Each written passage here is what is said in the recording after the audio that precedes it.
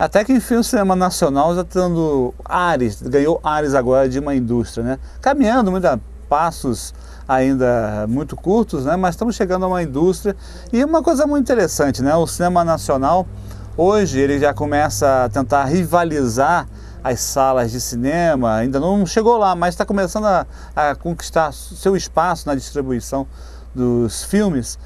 E nós não temos, é interessante que justamente agora com essa que eles chamam de retomada do cinema, nós não temos uma escola de cinema, né? Porque toda a história do cinema brasileiro foi feita em várias épocas. Você teve um período de uma determinada tendência, tivemos a época, um exemplo básico que é a tendência das chanchadas, dos musicais, depois o cinema novo, depois uma fase do cinema político e também das pornochanchadas na época da década de 70, depois uma onda meio perdido dos anos 80, mas que tinha uma identidade também.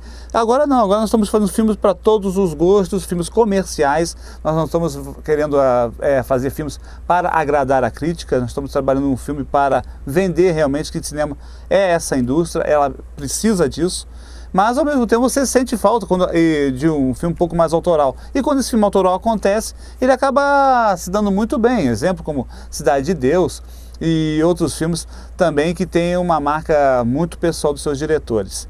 E outro dia me perguntaram do cinema nacional qual o filme que você mais gosta. Eu continuo sendo meio conservador. Eu gosto muito de um filme chamado ainda do cinema mudo, que é o filme Limite do Mário Peixoto. Para mim é um filme que poderia ter sido rodado em qualquer lugar do mundo, que ele seria uma obra-prima, justamente pela qualidade da sua montagem, uma história simples, de dois homens e uma moça, e que estão meio que perdidos, há um desencontro amoroso entre todos eles, mas essa epopeia, essa história que se passa justamente no interior de Minas Gerais, uma fotografia fantástica, e feito com um rapaz de 20 e poucos anos, que era o Mário Peixoto, um maldito, que foi muito mal recebido na época, justamente por sua linguagem revolucionária, e as pessoas na época não compreenderam muito, e só com o passar dos anos é que ele pôde ser realmente compreendido, pelo menos boa parte da crítica. Um filme que você encontra no Museu de Arte Moderna de Nova York, e um filme que você vai encontrar em museus de arte moderna da Europa, porque ele é um marco daquele período, da transição da década de 20 para a década de 30. E justamente numa época que o mundo inteiro estava se falando do modernismo, né? E é o nosso filme mais moderno até hoje, que eu considero que sem ele eu acho que nós não teríamos um orgulho mesmo de estar na vanguarda do cinema. Nós aqui num país de terceiro mundo que temos esse filme para se orgulhar, que para mim é o Limite, ainda é o meu xodó. E acho que é o xodó de muita gente também. Mas das produções recentes eu vou ficar um pouco também conservador. Ainda sou mais aquelas produções mais emblemáticas como Cidade de Deus, que eu citei agora há pouco, que eu também vejo que há cinema ali, algo que cresce como cinema. Também gosto muito dos filmes do Walter Salles, eu acho que ele também tem essa parte autoral.